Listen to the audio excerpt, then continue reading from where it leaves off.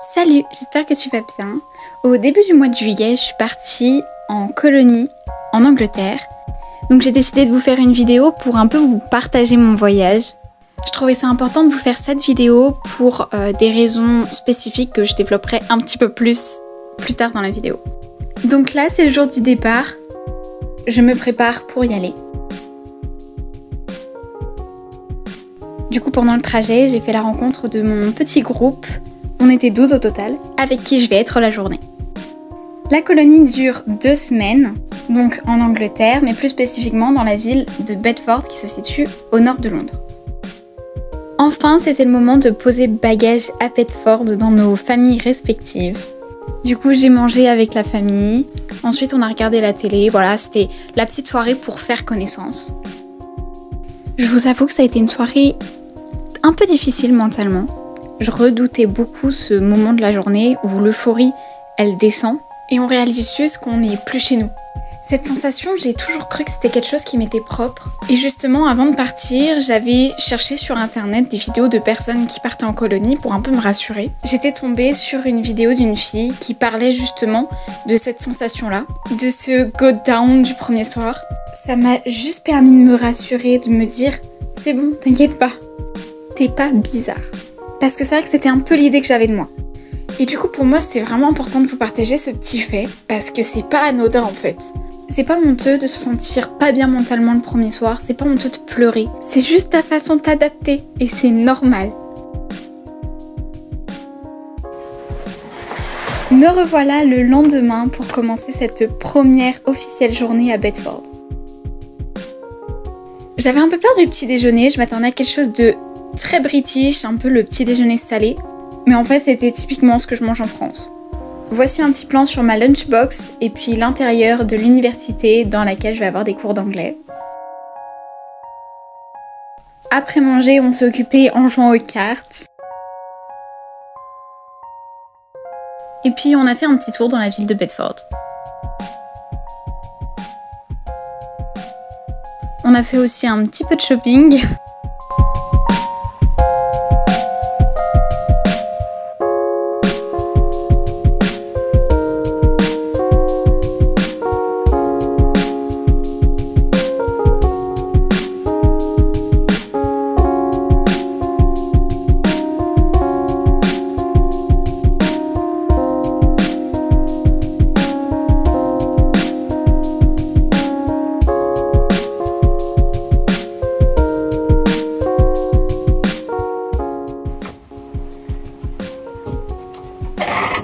Et à présent, je vais vous laisser avec ma moi sur place pour vous parler un petit peu de mon voyage.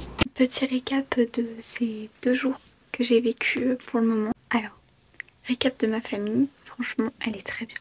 Génial, super dynamique. On a commencé un débat sur les aliens, sur l'existence des aliens dans le monde, dans la galaxie. Voilà, c'était très drôle. Là, on vient de jouer au labyrinthe. Juste avant, on a regardé un reportage sur tout ce qui était l'archéologie en Grande-Bretagne et tout. Je pense que j'ai plutôt bien compris. Du coup, c'était en anglais et sous-titré en anglais. Ça, c'était pratique parce que voilà, ça permet de voir tous les mots. J'ai réussi à faire fonctionner la douche. J'avais peur parce qu'en fait, il m'avait expliqué, mais j'avais rien compris de ce qu'il m'avait dit. Et du coup, je suis contente parce qu'en fait, finalement, c'est un peu comme en France. Du coup, demain matin, je retourne en leçon d'anglais. Franchement, c'est super cool. La dame qui s'occupe de nous, là, notre prof, qui s'appelle Maria, elle est adorable. Elle parle anglais, du coup, que anglais. Mais franchement, elle parle bien, ce qui fait qu'on la comprend vraiment bien. Enfin, j'ai pas eu de soucis de compréhension avec elle. Là, je commence à intégrer, genre, l'anglais dans ma tête. Du coup, je commence à parler anglais. C'est très perturbant. J'adore l'ambiance de la maison avec tous les livres et tout, c'est trop stylé. J'aime trop.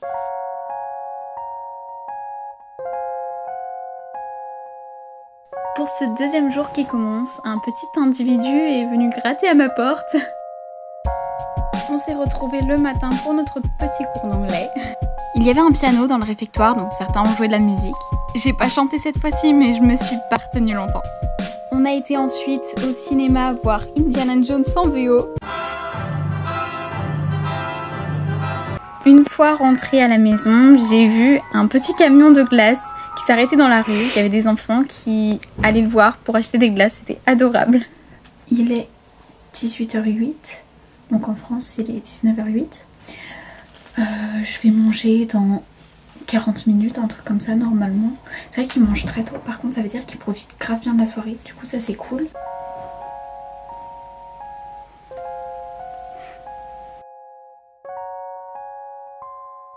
Pour ce troisième jour, on a visité The Highgings Museum. J'ai bien aimé, j'ai trouvé qu'il y avait des belles pièces exposées.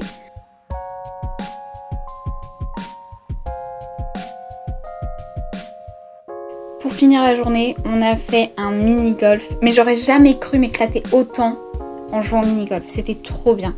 On n'arrêtait pas de se marrer. Le jour suivant, on est parti à Londres, c'était le premier jour sur les 4 du séjour.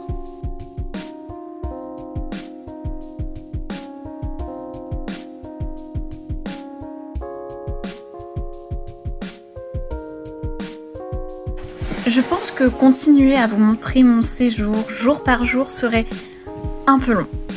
Alors les jours suivants, je suis retournée à Londres. J'ai continué à suivre des cours d'anglais à l'université de Bedford.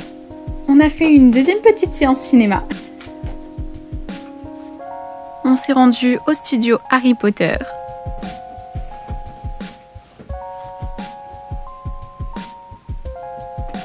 On a aussi fait un petit tour à Cambridge. Le soir, avec ma famille d'accueil, on a aussi fait quelques petits trucs. Comme aller voir un feu d'artifice, un concert de ce qu'ils écoutaient à mon âge. Le père m'a aussi un soir emmené dans une église pour chanter avec son groupe puisque je lui avais dit que j'aimais chanter. Plus adorable, je ne connais pas. Alors je tenais à remercier toutes les personnes qui ont rendu ce voyage incroyable. Et puis finalement, le plus dur, c'était de partir. De quitter ces gens que je ne reverrai pour la plupart plus jamais.